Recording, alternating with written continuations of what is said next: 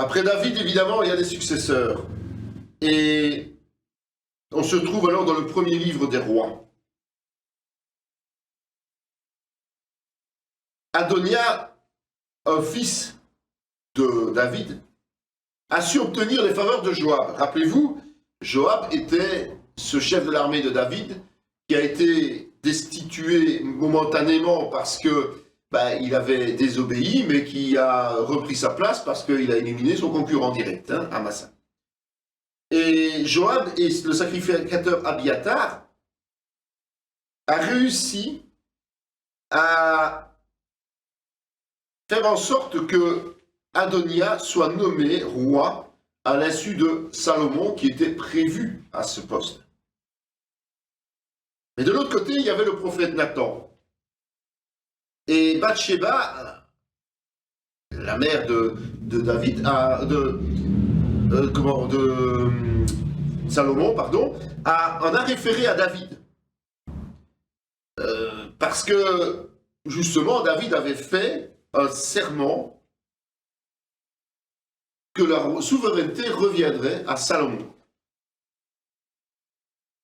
Et donc, apprenant cette situation, Nathan et Tsadok, le sacrificateur, ont oint Salomon en urgence, en extrême urgence, et ils l'ont proclamé officiellement.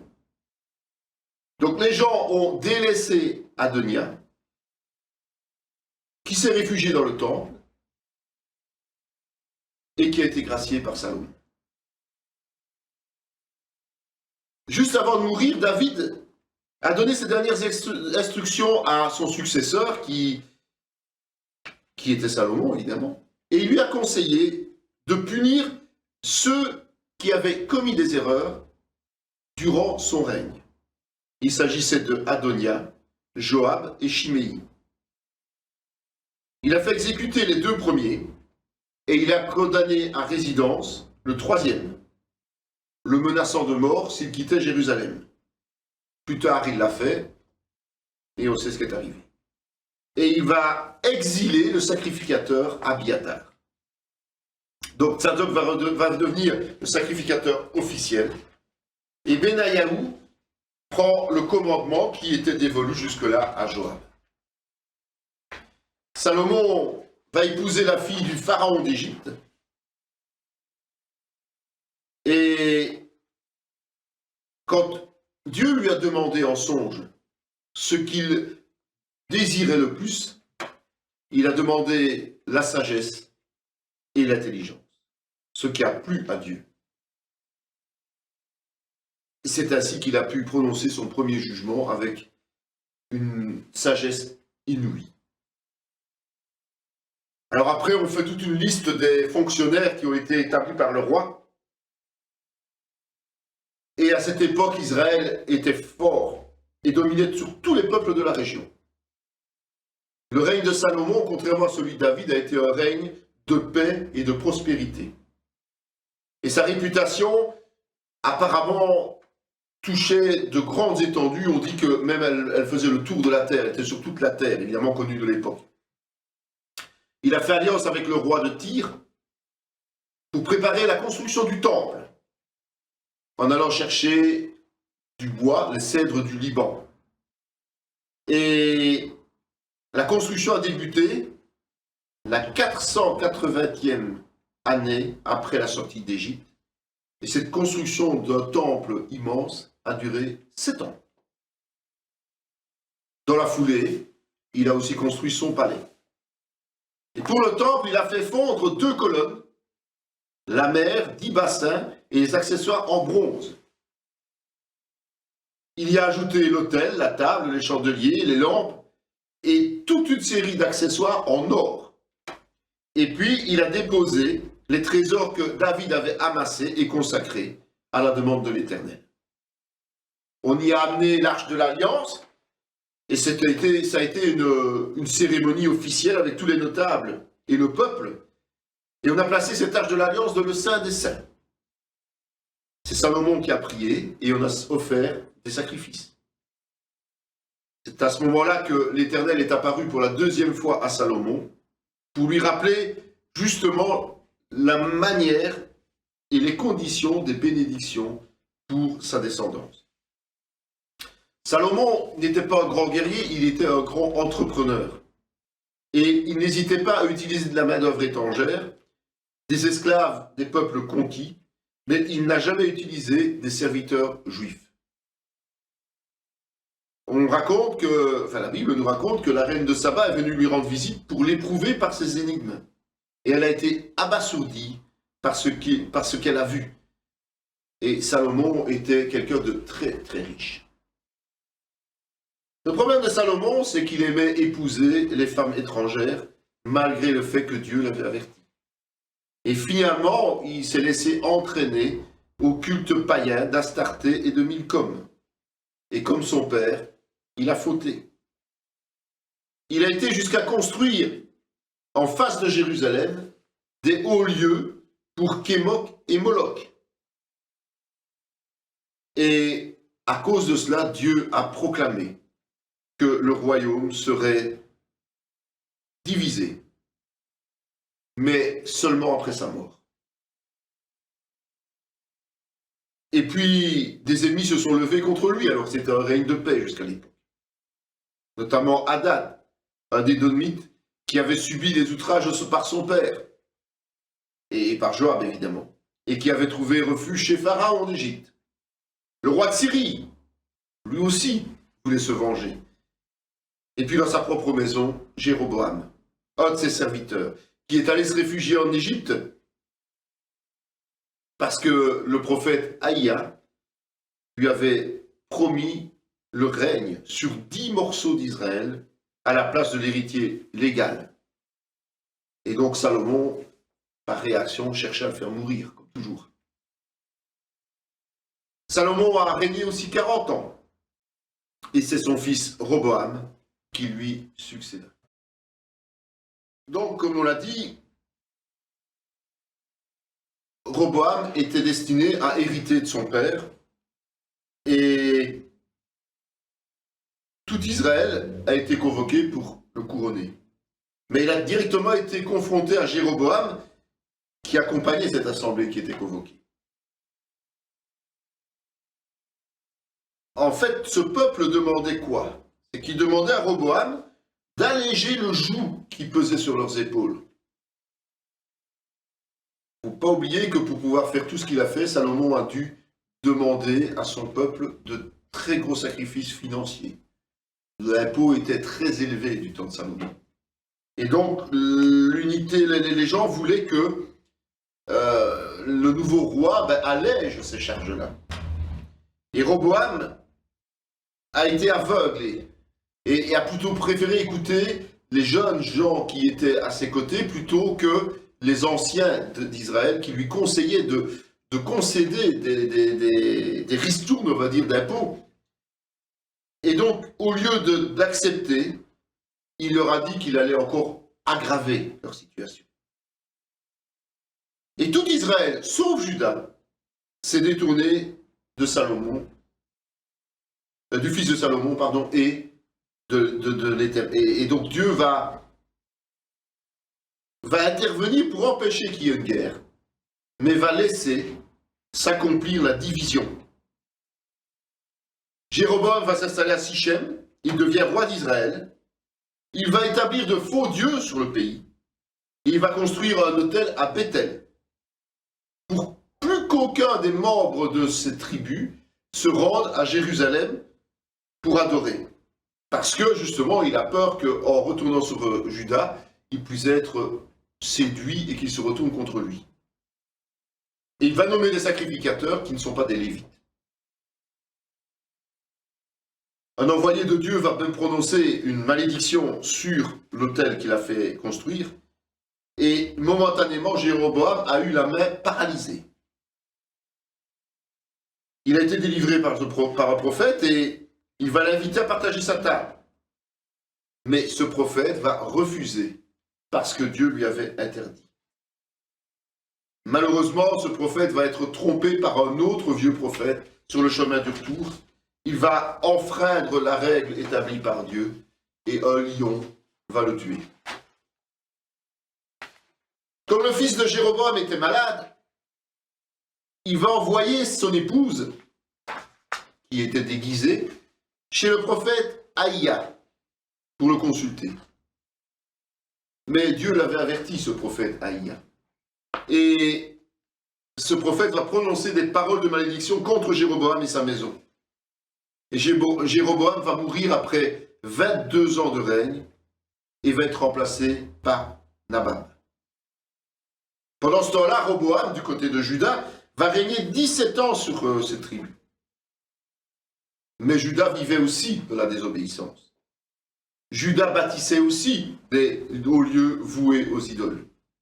Et Juda s'adonnait aussi à la prostitution. Les Égyptiens vont piller Jérusalem et le temple. Et il y avait tout le temps des guerres, une guérilla entre Israël et Juda. Roboam va mourir et c'est son fils Abiyam qui va monter sur le trône. Alors, la succession du trône va être décrite pour les deux royaumes. Abiyam va régner 3 ans de règne, mais de désobéissance.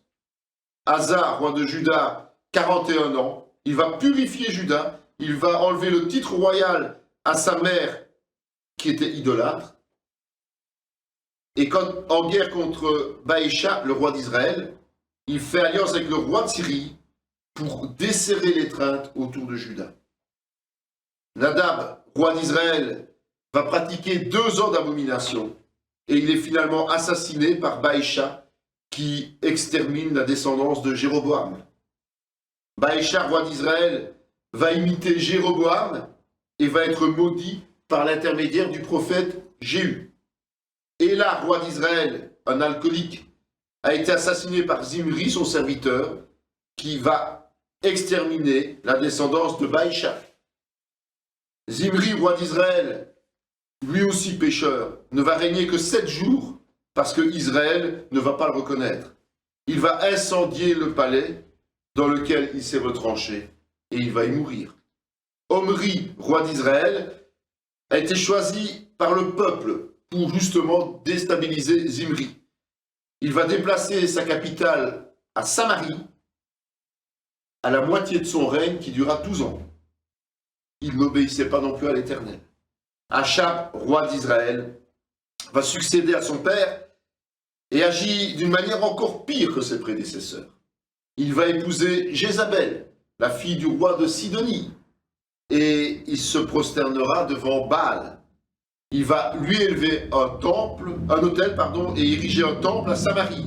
Il va adorer Ashéra et provoquer la colère, le comble de la colère de l'Éternel. Et c'est à ce moment-là qu'intervient un petit intermède, qui est l'histoire du prophète Élie. Le prophète va se rendre, sur ordre de Dieu, dans une vallée à l'est, près du torrent de Kérit. Il devait être isolé là-bas, et ce sont des corbeaux qui lui ont apporté sa nourriture quotidienne. Et une fois que la sécheresse est arrivée, l'Éternel va le diriger vers une veuve qui l'accueille, et qui lui donne ses maigres réserves. Mais son geste va amener une récompense extraordinaire, c'est qu'elle va avoir des vivres inépuisables et son fils va être ressuscité. Un peu plus tard, Élie est en chemin pour aller se présenter devant Achab, alors que la famine fait rage. Et là, il rencontre un des serviteurs du roi, Abdias, quelqu'un qui craint Dieu et qui a sauvé beaucoup de prophètes des griffes de la fameuse Jézabel, la reine. Et il cherchait de l'eau. Élie va lui demander d'aller annoncer sa venue. Il le fait, mais il est réticent parce qu'il sait ce qui peut arriver. Et donc Achab vient au-devant d'Élie. Et c'est là le fameux défi entre Élie et les 450 prophètes de Baal sur le mont Carmel. Il fallait allumer un autel, et puis Élie a fait tomber la pluie. Mais ses concurrents, eux, ont été incapables de faire ce miracle. et Élie a égorgé ses 450 prophètes. Achab va expliquer cela à Jézabel, son épouse, et son épouse, évidemment, râle, parce que ce sont ses prophètes à elle, et elle menace Élie de mort. Et malgré ce qu'il vient de faire, malgré la puissance du Seigneur qui était avec lui, eh bien, il va s'enfuir à Beersheba, en Juda, et puis dans le désert. Et là, il est dépité, il déprime. Et c'est là que Dieu intervient à plusieurs reprises pour lui donner de nouvelles instructions. Il doit oindre Hazaël comme roi de Syrie, Jéhu en tant que roi de Juda, et Élisée en tant que prophète pour lui succéder. Et ces trois élus, ces trois ouins, seraient la main vengeresse de Dieu qui promet d'épargner 7000 fidèles qui ont rejeté l'idolâtrie. Et Élie a accepté, il a fait ce que Dieu lui a demandé. Et donc c'est le règne d'Achab que nous venons de quitter, qui a épousé Jézabel. Nous avons vu l'histoire d'Élie. Le règne d'Achab continue à ce moment-là. On voit qu'il a une certaine puissance militaire puisqu'il remporte une victoire sur le roi d'Assyrie, Ben-Hadad, qui était venu l'assiéger. Et il avait reçu cette prophétie de victoire. Et ce prophète qui lui avait annoncé la victoire lui conseille aussi de se fortifier, parce qu'il annonce l'attaque des Syriens pour l'année suivante. Et Achab a été béni. Et à la demande des Syriens vaincus, il conclut une alliance de paix aux dépens de la décision de Dieu qui lui avait interdit. Achab a voulu acquérir une vigne qui appartenait à un certain Naboth. Et comme Naboth ne voulait pas vendre sa vigne, eh bien, il s'est laissé déprimer comme un gosse. Comme un gosse à qui on refuse un jouet, tout simplement. Et sa femme Jézabel, qui n'est jamais une bonne idée près, va monter une conspiration contre Naboth pour qu'il soit lapidé. Et là, Élie va apporter à Achab et à Jézabel la sentence divine, une mort horrible et l'éradication de leur descendance. L'alliance de paix qui avait été signée en dépit de refus de Dieu a duré 3 ans. Et Josaphat, roi de Juda, s'est joint à Achab, roi d'Israël, pour faire campagne contre les Syriens. Et à la demande de Josaphat, Achab a fait venir le prophète Michée pour consulter l'Éternel. Tous les prophètes à ce moment-là annonçaient une victoire. Mais Michée a lui prophétisé une défaite. Achab, pas content, l'a fait jeter en prison. Les 2 rois ont désobéi. Et le roi d'Israël s'est même déguisé pour aller à la bataille. Mais les Syriens ne se sont pas laissés piéger par ce subterfuge, et ils ont reconnu Achab. Il a été touché par une flèche lancée au hasard, et il est mort. Josaphat, lui, roi de Juda, comme son père, a continué à craindre l'Éternel, mais il n'a pas détruit les hauts lieux païens, bien qu'il en eût chassé les prostituées. Vous savez que dans les temples païens, bien souvent, il y avait ce qu'on appelle la prostitution sacrée. Donc, il a chassé les prostituées. Et il a vécu en paix avec Israël. Ahazia, roi d'Israël, qui lui était tout à fait rebelle à Dieu, a complété l'œuvre de tous ses prédécesseurs dans le mauvais sens du terme, c'est-à-dire dans l'idolâtrie. Et c'est ainsi que le premier livre des rois s'achève, durant le règne d'Ahazia. Et le deuxième livre de rois commence avec l'histoire d'Ahazia, la suite de l'histoire d'Ahazia. Donc ça veut dire que ça explique pourquoi certaines versions comme la Septante avaient regroupé les livres ensemble, puisque c'est une continuité en réalité. La coupure actuelle est une coupure artificielle en quelque sorte. Ahazia s'est blessé. Et il va envoyer ses serviteurs vers des prophètes d'Écron pour savoir s'il va survivre à sa blessure. Élie va les intercepter et il va annoncer que le roi va mourir prochainement. Ahazia est averti et il envoie des soldats vers Élie. Les 2 premiers groupes qui sont allés ont été détruits par le feu. Mais au 3e groupe, Élie a accepté de les suivre. Et il a répété à Ahazia la sentence de Dieu qui était causée par sa désobéissance, tout simplement. Et Ahazia est mort. Là, on nous parle d'Élisée le prophète. Élie et Élisée étaient en chemin. Quand Élie a été enlevé dans les cieux par l'Éternel, et ça se passe près de Jéricho. Avant son départ, Élisée avait demandé à recevoir une double part de l'esprit d'Élie. Et donc, quand Élie est monté, son manteau est resté et Élisée a pu le ramasser. Il a fait s'écarter les eaux, comme Élie l'avait fait. C'est un signe que la succession prophétique était bien là. On nous parle ensuite du roi d'Israël, Joram, qui a vécu dans des voies d'égarement, mais de façon moins prononcée que ses prédécesseurs. Et lorsque les Moabites se sont révoltés, il s'est allié à Josaphat et au roi d'Édom. Et comme Josaphat demandait à rencontrer un prophète, ils sont allés auprès d'Élisée. Vous voyez que c'était systématiquement le roi de Juda qui demandait à rencontrer un prophète digne de ce nom.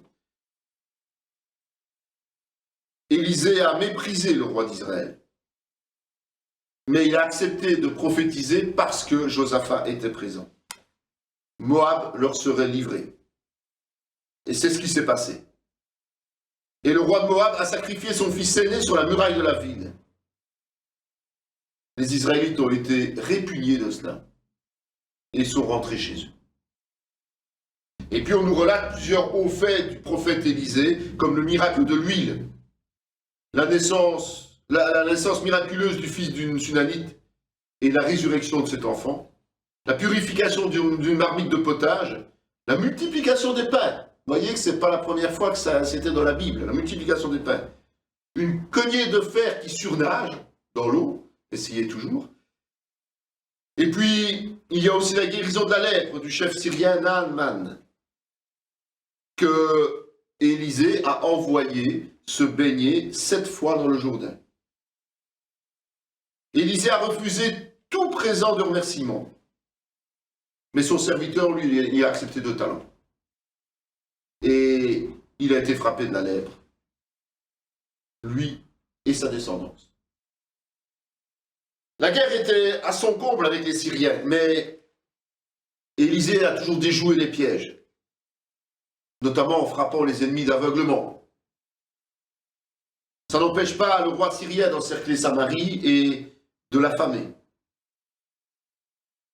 Mais contrairement au projet du roi d'Israël et de son écuyer, Élisée a été sauvegardé et a annoncé la victoire et le rassasiement prochain. Et c'est par 4 lépreux que tout est arrivé.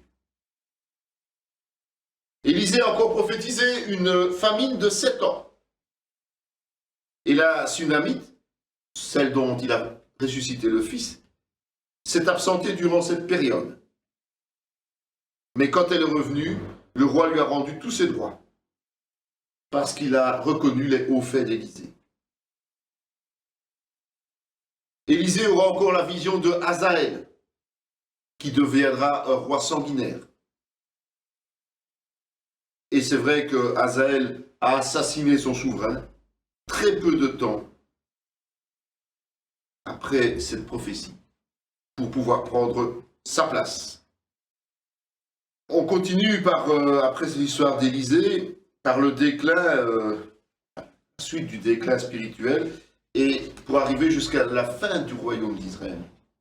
Donc Joram, roi de Juda, va épouser une fille d'Achab, le roi défunt d'Israël, rappelez-vous. Et il va se comporter comme Achab. Mais l'Éternel va quand même préserver Juda à cause justement de son prédécesseur, David.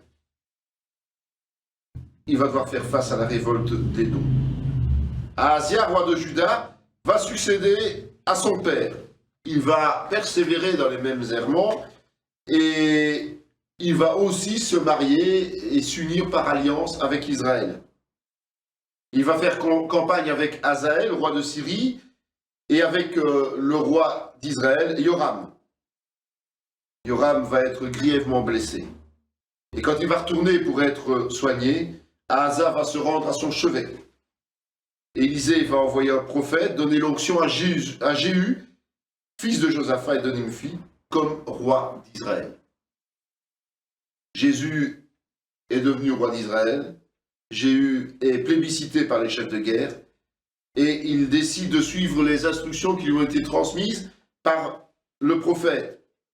Et il s'en va à Jizréel, où se trouvaient justement Yoram et Ahazia. Il va les tuer tous les deux. Après, il va exterminer Jézabel et son corps va être dévoré par les chiens et toute la descendance d'Achab va être détruite. Il va se faire envoyer et il va se faire envoyer leur tête, oui, par tous les anciens de chaque ville où ils s'étaient réfugiés. Et tous les proches de ces descendants-là ont été également éliminés. Il a fait rassembler tous les prophètes de Baal par ruse et il les a fait massacrer. Et il a détruit tous ceux qui servaient à l'adoration païenne. Rappelez-vous, il était la main, un des trois, la main de la vengeance de l'Éternel. Malheureusement, il n'est pas allé jusqu'au bout et il a maintenu les veaux d'or de Jéroboam et il a commis les mêmes péchés que lui. Et le territoire d'Israël commençait à être grignoté par les invasions. Et c'est là qu'Athalie, reine de Juda, qui apprend la mort de Ahazia, son fils, va supprimer toute la descendance royale, à l'exception de Joas, qui est un de ses petits-fils. Ben, il a eu la vie sauve parce qu'il était caché par sa sœur Yehosheba dans le temple.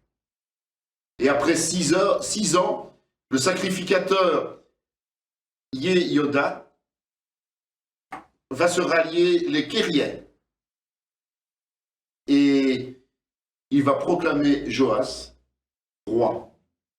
Athalie, qui avait obtenu le trône par conspiration, par ruse, va crier elle aussi à la conspiration, mais elle va être assassinée. Le culte de Baal va être éradiqué et on va proclamer une nouvelle alliance avec Dieu. Joas, roi de Juda, va obéir à l'Éternel, mais il ne va pas supprimer tous les lieux d'idolâtrie. Pourtant, il va restaurer le temple.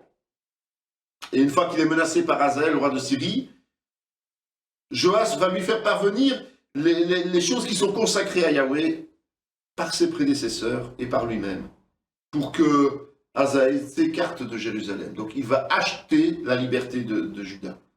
Et ce sont ses serviteurs qui vont l'assassiner à Beth Milo. Et c'est son fils Amathia qui va lui succéder.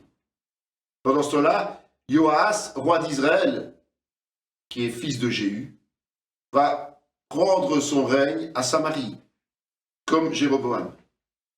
Il va être défait à plusieurs reprises contre Hazaël, roi de Syrie, et contre le fils d'Azraël, Ben-Hadad. C'était une punition de Dieu. Joas va supplier l'Éternel, et l'Éternel va l'exaucer en libérant Israël de l'oppression. Mais le peuple ne s'écartera quand même pas du mal. Et à sa mort, l'armée est quasiment inexistante. Joas, roi d'Israël, va succéder à son père et il va maintenir le même train de vie. Il va combattre Amathia, roi de Juda. Et c'est durant le règne de Joas qu'Élisée va mourir. Et à son chevet, il va recevoir l'instruction de lancer une flèche par la fenêtre et de frapper le sol. Il ne va le faire que 3 fois, au lieu de 5 ou 6. Et donc, la prophétie qu'Élisée devait lui annoncer, c'est qu'en fonction du nombre de fois qu'il lancerait la flèche et qu'il frapperait au sol, ce serait le nombre de victoires qu'il emporterait contre les Syriens. Mais comme il n'a pas frappé assez, comme il n'a pas lancé suffisamment de flèches, il ne pourrait pas finir par les exterminer. Et finalement, on nous raconte un miracle qui s'est passé après la mort d'Élisée, quand on a jeté le cadavre d'un homme sur les ossements du prophète. Le cadavre est revenu à la vie. Entre-temps, Joas a battu 3 fois les Syriens et il a récupéré les villes perdues. Amathia, roi de Juda, va continuer sur la lignée de son père, en obéissant, mais de façon partielle. Il va éliminer les assassins de son père, mais épargner leurs enfants. Il va battre les Édomites et déclarer la guerre à Israël, malgré les propositions de paix de Joas.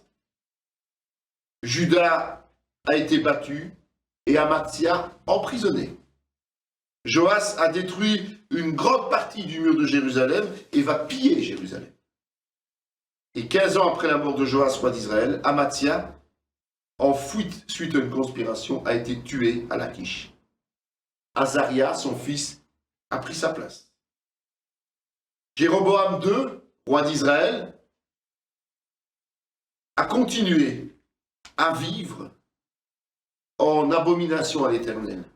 Mais il a quand même trouvé grâce à ses yeux, parce que le pays était sous pression et que la disparition du pays n'était pas encore planifiée par Dieu.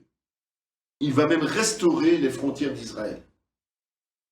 Azaria ou Osias, en fonction des livres et des traductions, roi de Juda, va lui respecter Dieu. Mais de nouveau, il va laisser debout les lieux de culte païens. Il va être frappé de la lèpre jusqu'à sa mort. Et comme tous les lépreux à l'époque, il doit vivre isolé. Et c'est son fils Yotam qui a été régent avant de régner après sa mort. Zacharie fut roi d'Israël. Il a continué à marcher dans les voies de ses prédécesseurs. Et son fils Shaloum l'a assassiné 6 mois après son intronisation. Shaloum va régner encore moins que son père, jusqu'un mois après. Eh bien, il a été tué par Manahem. Manahem, rebelle à Dieu aussi, va payer le roi d'Assyrie pour obtenir sa grâce, au détriment de son peuple. Son fils va lui succéder. Pékaya, son fils, était fidèle à tout ce que ses prédécesseurs ont fait. Et c'est son écuyer Péka qui l'assassine et qui prend sa place. Péka, roi d'Israël, continue dans le même principe. Et le roi d'Assyrie conquiert partiellement le territoire d'Israël. Osée, le fils d'Éla, conspire contre Péka et l'élimine pour prendre sa place. Pendant ce temps-là, Yotam succède à Juda, à son père Osias. Il continue à être favorable à Dieu, mais il ne détruit pas les hauts lieux. Il fait bâtir la porte supérieure du temple et pendant son règne, il a dû faire face à une menace de plus en plus importante des rois de Syrie et d'Israël. Ahaz, roi de Juda, va succéder à Yotam et, contrairement à ses prédécesseurs, lui va se comporter de façon odieuse vis-à-vis de Dieu. Il va même immoler son fils en guise de sacrifice. Il est assiégé par les rois de Syrie et d'Israël, mais sans résultat. Il va obtenir le soutien du roi d'Assyrie, parce qu'il lui a offert les trésors du temple et de son palais.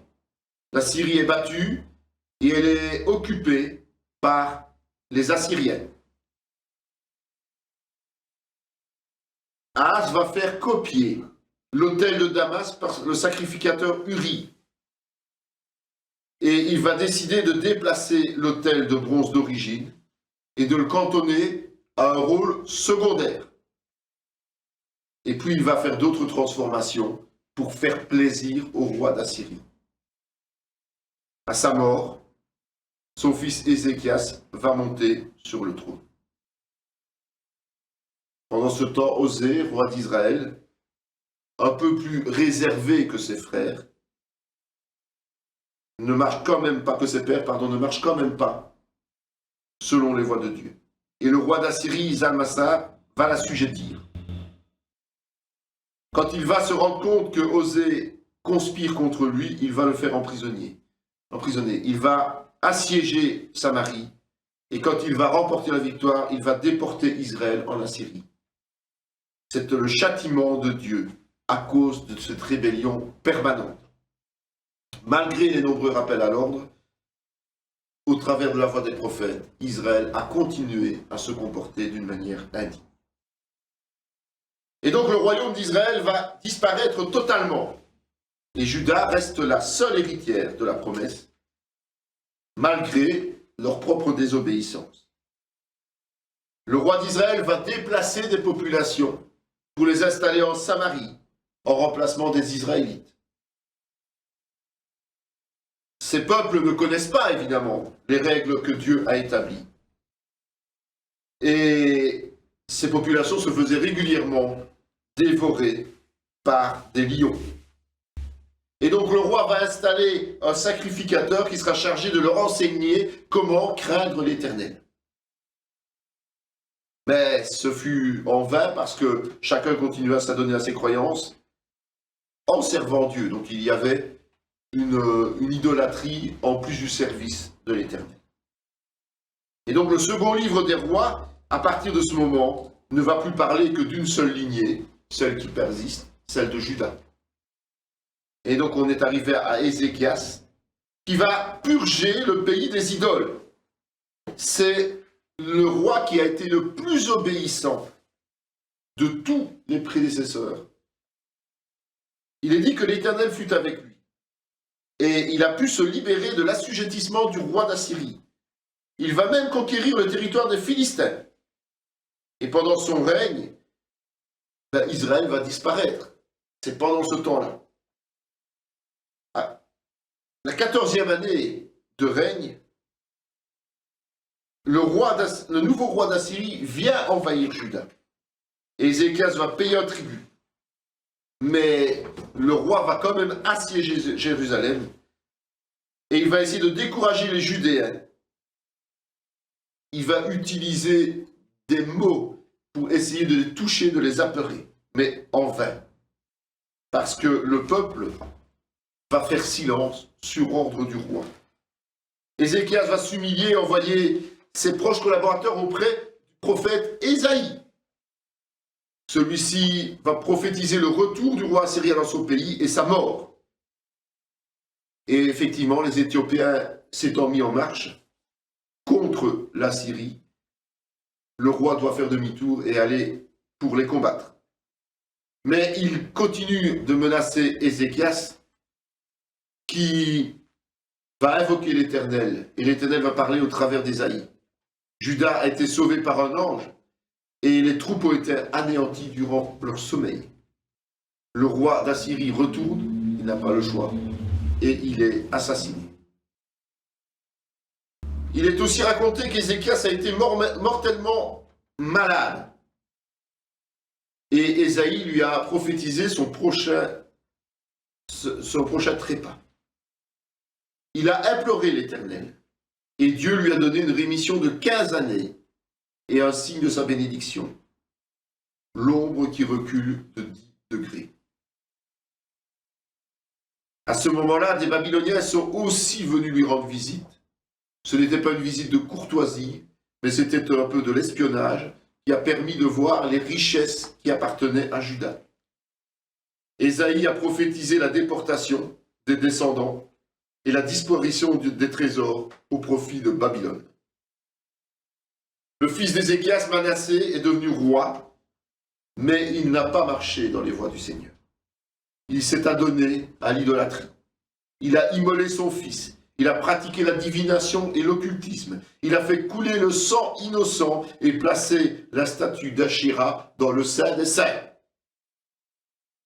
La sentence de Dieu a été à la hauteur de ses perversions. le royaume de Juda serait détruit. Amon est devenu roi de Juda à sa suite. Il a continué à persévérer dans le mal et était assassiné par ses serviteurs. Ses serviteurs ont été exécutés par le peuple qui a installé le fils d'Amon sur le trône, c'est-à-dire Josias. Josias est revenu à l'Éternel. Il a restauré le temple. On a retrouvé le livre de la loi lors des travaux. Et il a demandé à ses sacrificateurs d'aller auprès de la prophétesse Hulda afin de recevoir des directives de Dieu. Et la réponse a été l'annonce d'un désastre, mais seulement après sa mort à lui, parce qu'il s'était soumis à Dieu. Pendant la promesse, Josias a entamé des réformes sur base du livre de l'Alliance. Il s'est engagé dans une nouvelle alliance avec Dieu.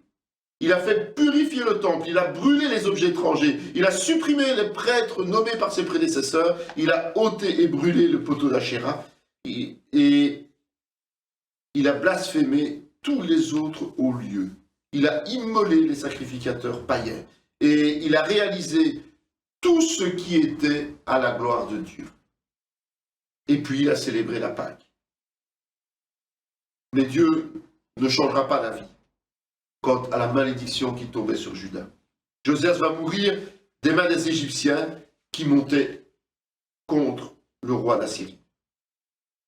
Son fils, Joahas, qui était rebelle à Dieu, n'a régné que 3 mois.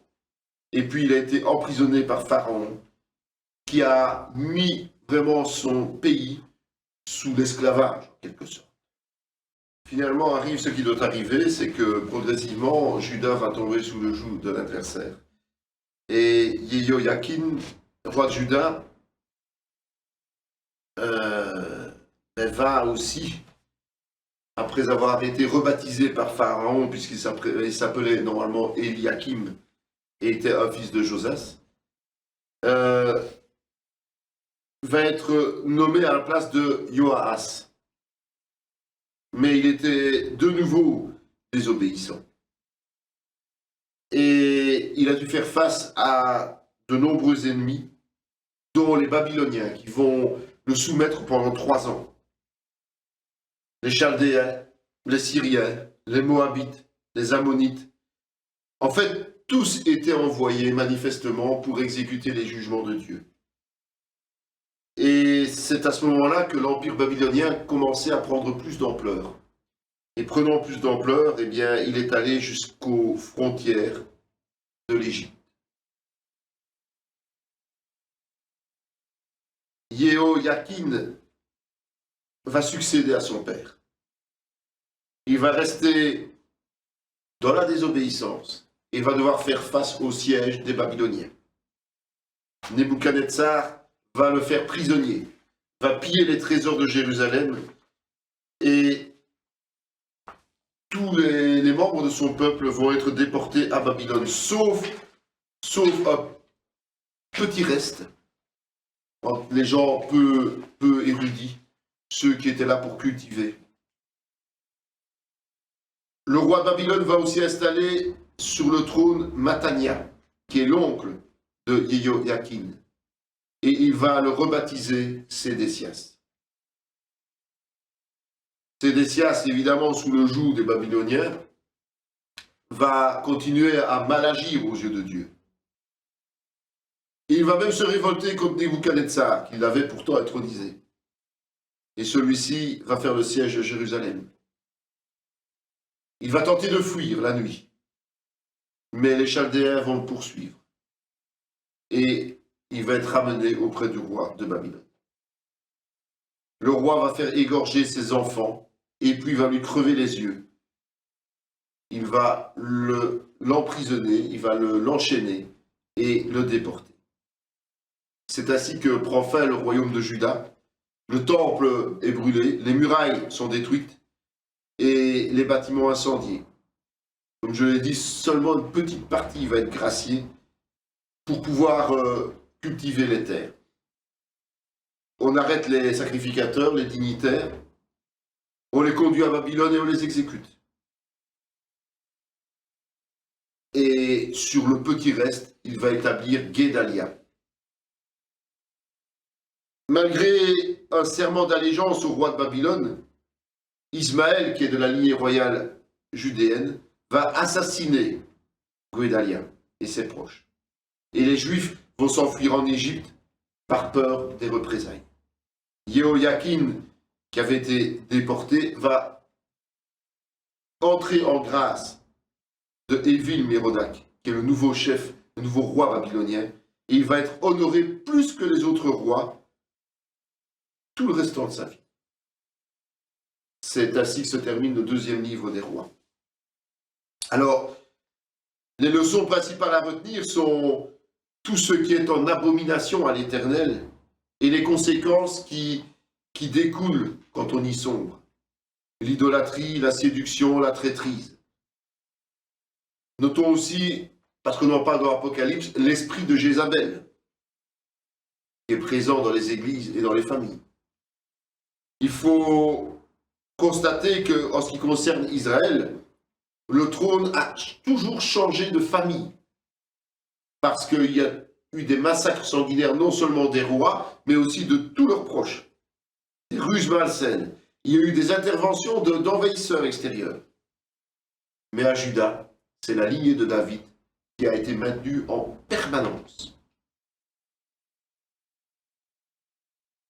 C'est l'occasion de voir maintenant le premier livre de Chroniques qui couvre une très longue période, puisqu'il va débuter à Adam pour s'achever à la mort de David. L'auteur, on ne le connaît pas, mais certains y reconnaîtraient la manière d'écrire du prophète Esdras, mais il n'y a aucune garantie à cela. Et les 9 premiers chapitres vont retracer l'arbre généalogique des ancêtres de David.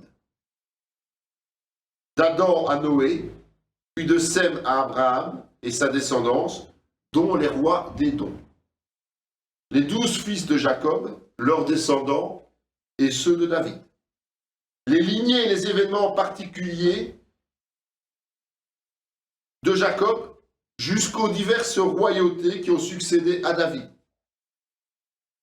Juda, dont la fameuse histoire de Yabetz, Siméon, Ruben, Gad, et la première moitié de Manassé, Lévi et les villes qui leur furent dévolues, Isaacar, Benjamin, Nephtali, la seconde moitié de Manassé, Éphraïm et Azer.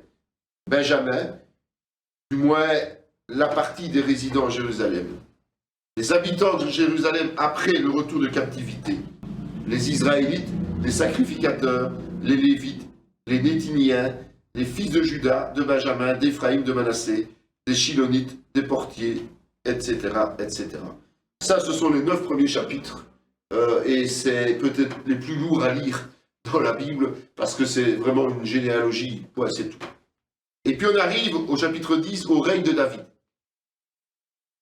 Et on reprend là la mort sanglante de Saül, l'intronisation de David et la prise de Jérusalem, que David va fortifier et où il va s'installer. Joab nommé chef des armées, et on voit les autres lieutenants et les braves qui sont énumérés avec leurs exploits lors des combats qu'ils ont menés auprès du roi, avant et après la mort de Saül. On ne parle pas de la défection d'Abner, on ne parle pas des divisions de Juda et d'Israël au début du règne de David, parce que certainement que la portée de ce livre-là est nettement plus spirituelle qu'historique. Et surtout, il concerne spécifiquement Juda au détriment d'Israël. On parle du déplacement effectivement de l'arche et de la mort d'Uza qui a touché cette arche. On voit que la royauté de David s'affermit sous la main de Dieu quand il bat les Philistins. L'installation de l'arche à Jérusalem, un psaume et l'organisation des offices sont relatés. David projette la construction du temple Et le Seigneur agrée ce projet de la bouche de Nathan. Mais c'est son successeur qui pourra le construire. On voit les victoires de David sur les Philistins, les Moabites, les Syriens, les Édomites, mais aussi les Ammonites, suite à l'outrage subi par ses serviteurs. La prise de Rabat, mais il n'est pas fait mention du riz et les combats contre les Philistins.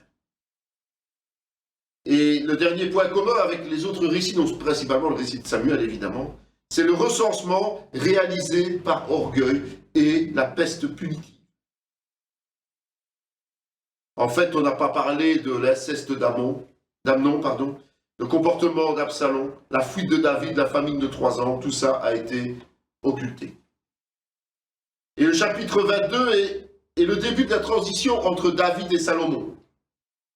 David a commencé les préparatifs pour le temple, et c'est Salomon qui va construire.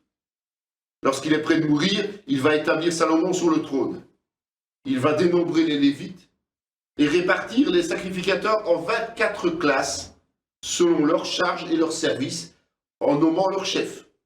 Il nomme les chantres, il institue les portiers du temple et les diverses autres fonctions des Lévites. Les chefs d'armée et les autres fonctionnaires sont également répertoriés. David va donner enfin les dernières recommandations à Salomon, comme c'est relaté d'ailleurs dans Un roi.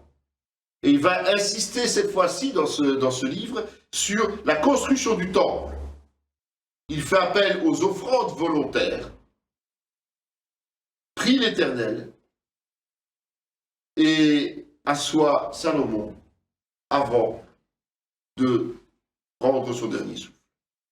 Et c'est ainsi que le premier livre de Chroniques se termine.